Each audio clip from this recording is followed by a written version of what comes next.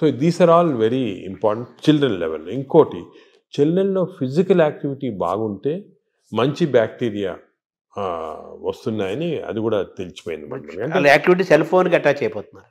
అంతే, అది అది తప్పదు. సో చిల్డ్రన్లో ఫిజికల్ యాక్టివిటీ వల్ల కూడా బ్యాక్టీరియా చేంజ్ అవుతున్నాయి.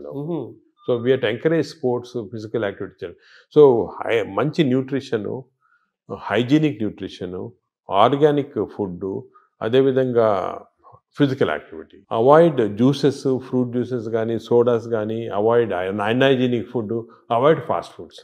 సింపుల్. అంటే చిన్నపిల్లలు, టీనేజర్స్, అడోలసెన్స్, తర్వాత అలా ఏజ్ పెరుగుతూ నెక్స్ట్ ఏజ్ ఇప్పుడు ఏమంటే ఇంకోటి బ్యాక్టీరియా మేము ఏం చూసామంటే చిన్నప్పుడు మార్పులు చేయటం సులభం, పెద్ద అయిన తర్వాత కష్టం. అంత ఈజీ కాదు, చాలా ఎఫర్ట్ పెట్టాలి పెద్ద అయిన తర్వాత చేంజ్ చేయడానికి. మీరు ఫుడ్ అనేది చాలా ఇంపార్టెంట్. ఫుడ్ ఈజ్ మెడిసిన్ కూడా అంటున్నారు. ఆ ఫుడ్ దానికే మేము చాలా రీసెర్చ్ చేసాము, మెడిటరేనియన్ ఫుడ్ అనేది.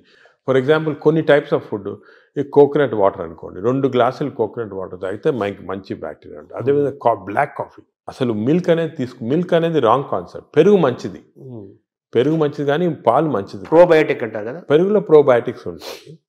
ప్రోబయోటిక్స్ జనరల్, పాలు మంచిది కాదు. ఎందుకంటే మనం వేరే స్పీసీస్ పాలు తాగుతున్నాం. మదర్ మిల్క్ మంచిది బేబీకి. అవును, 6 months అయిన తర్వాత వేరే స్పీసీస్ పాలు మంచిది కాదు.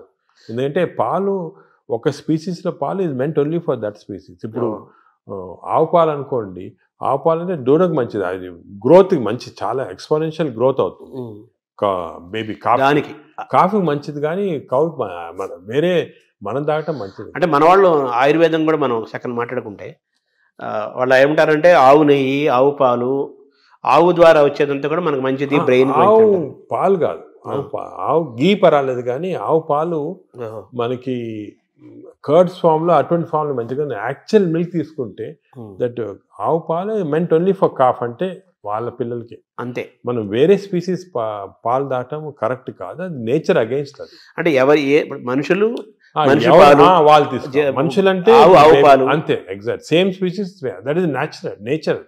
మన నేచర్ కి వ్యతిరేకంగా వెళ్తుంది. సో దాని ఆవు నెయ్యి మంచిది అంటారు కదా, బ్రెయిన్ మంచిదని కాదు, అంటే కొంతవరకు ఇంతకుముందు నెయ్యి తీసుకోవడం మంచిది కాదు అంటే ఇప్పుడు కొంతవరకు లిమిటెడ్ క్వాంటిటీస్ లో పర్వాలేదు నేను వచ్చింది, అంతేగాని మంచిదని కాదు, ఎక్కువ తీసుకోవడం మంచిది అలా కాదు. ఇందులో ఈ జర్నీలో అవాయిడ్ వైట్స్ అనేది ఒక పెద్ద ప్రచారం జరుగుతుంది కదా సార్, అది avoid ఏదంటారు?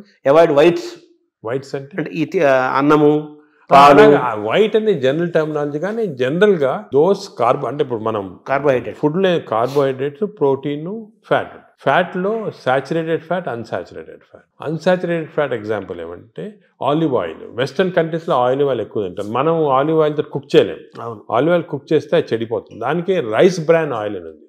Rice bran oil is equal to olive oil, దీనికి అన్సాచురేటెడ్ ఫ్యాటీ యాసిడ్ ఎక్కువ. Saturated fatty acids are hydrogenated fats ఏమంటే వనస్పతి, కొంతవరకు గీ, అవి మంచిది కాదు. కొంతవరకు మన కౌ గీ అంటే ఆవుది వచ్చిన గీ కొంతవరకు పర్వాలేదు, ఎక్కువ మంచిది కాదు.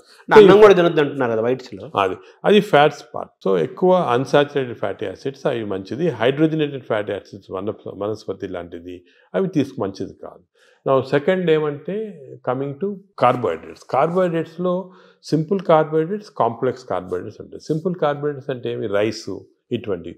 ఏమంటే ఈ సింపుల్, దీంట్లో ఎక్కువ ఫైబర్ ఉండదు, మనం తింటే గ్లూకోజ్ ఇమ్మీడియట్గా బాడీలో అబ్జర్వ్ అయిపోయి మంచిది కాదు.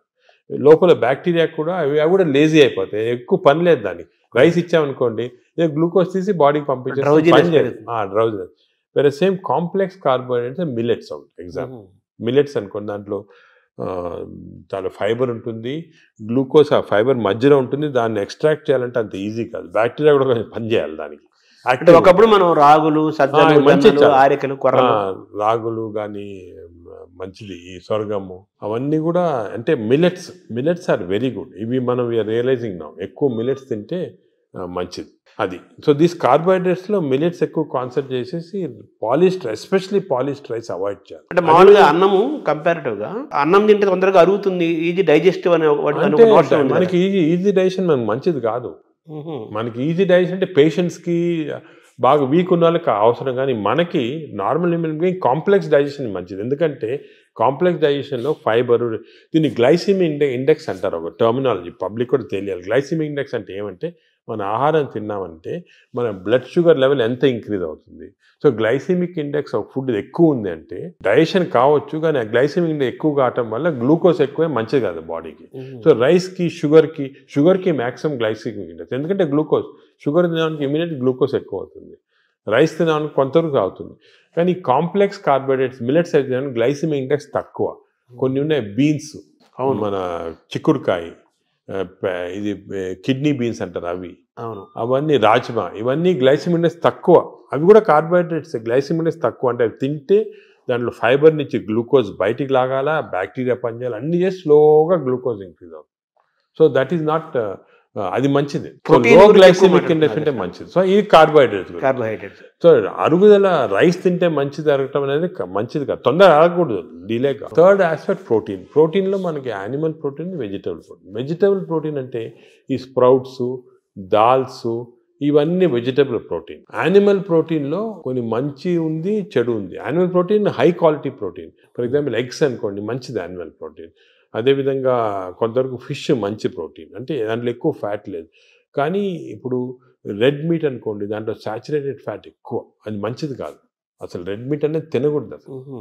ఈ రెడ్ మీట్ వల్ల మనకి బాడీ హార్మ్ కాకుండా ఈ బాడీలో క్యాన్సర్స్ రావటము, కోలన్ క్యాన్సర్స్ వెస్టర్న్ కంట్రీలో చాలా ఎక్కువ పాలిప్స్ అది రెడ్ మీట్ వల్ల. So red meat complete avoid చేస్తేనే బెటర్. సో ఇవి కొన్ని జనరల్ ప్రిన్సిపల్స్ మాట. దీంట్లో స్పెసిఫిక్గా మేము ఈచ్ పేషెంట్కి అడ్వైస్ చేస్తుంటాం. ఎందుకంటే ఇవి ఇంపార్టెన్స్ ఎందుకు వచ్చింది వాటికంటే, మన ప్రపంచంలో 5 బ్లూ జోన్స్ అని ఉన్నాయి. బ్లూ జోన్స్ అంటారు దాన్ని, బ్లూ జోన్స్. ఈ 5 బ్లూ జోన్స్లో ఫర్ ఎగ్జాంపుల్ సార్డినియా అని ఇటలీలో ఉంది, అదేవిధంగా లైమలోండా అని చిన్న అంటే ఒక్కనవా అని జపాన్లో ఉంది. ఈ 5 బ్లూ జోన్స్లో ఏమంటే people are living for very long period. ఈ బ్లూ జోన్స్, అవి బ్లూ జోన్స్ అంటారు. అంటే కొన్ని వరల్డ్లో 5 బ్లూ జోన్స్లో people are living mainly 100 years దాకా. అందరు అక్కడ 100 years బతుకుతారు. లాంగివిటీ ఒకటి, హెల్తీగా ఉన్నారు అందరు. డయాబెటీస్ తక్కువ, హైపర్ టెన్షన్ తక్కువ, హార్ట్ డిసీజ్. ఎందుకు అని చాలామంది రీసెర్చ్ చేసి చూస్తే మెయిన్గా వాళ్ళ 2 diet habits, second physical activity. They are all very active physically. 100 years అయినా కూడా వాడు వాక్స్కి వెళ్తుంటారు, ఇది చేస్తారు, గార్డెనింగ్ చేస్తారు, సైకిల్తో కూడా వెళ్ళిపోతారు. మెంటలీ బాగా యాక్టివ్ ఉంటారు. డయట్ వాళ్ళది మెడిటరేనియన్ డయట్ అని ఎక్కువ తింటారు. ఇది మెడిటరేనియన్ అంటే olive oil, nuts, vegetables, fresh fruits, fish. Food and యాక్టివిటీసే మెయిన్. ఫుడ్ ఇటువంటి ఫుడ్ అంటే మన బాడీకి ఎక్కువ స్ట్రెయిన్ లేకుండా మంచి ఫుడ్. ఇవి మేము యాక్చువల్లీ మా దాంట్లో రీసెర్చ్ చేసి ఇటువంటి ఫుడ్ ఆలివ్ ఆయిల్ మనం తినలేము. దెన్ ఇవి కన్వర్టెడ్ ఇటు ఇండో మెడిటరేనియన్ డయట్. మా వెబ్సైట్లో దొరుకుతుంది, మీకు 400 రెసిపీస్ ఉన్నాయి. అంటే మెడిటరేనియన్ దోశ ఎలా చేయాలా, మెడిటరేనియన్ ఇడ్లీ ఎలా ఉంటుంది, వేరేగా ఉంటుంది మన దాంట్లో. మన ఇడ్లీ అనుకోండి రిఫైన్డ్ కార్బోహైడ్రేట్, అది తింటే గ్లూకోజ్ తక్కువ ఇంక్రీజ్ మంచిది కాదు.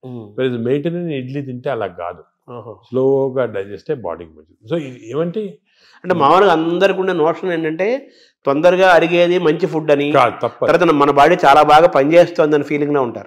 తప్పు. అదే ఐ వాంట్ యూనోటి, అసలు అరుగుదల స్లోగా అరిగేది మంచిది.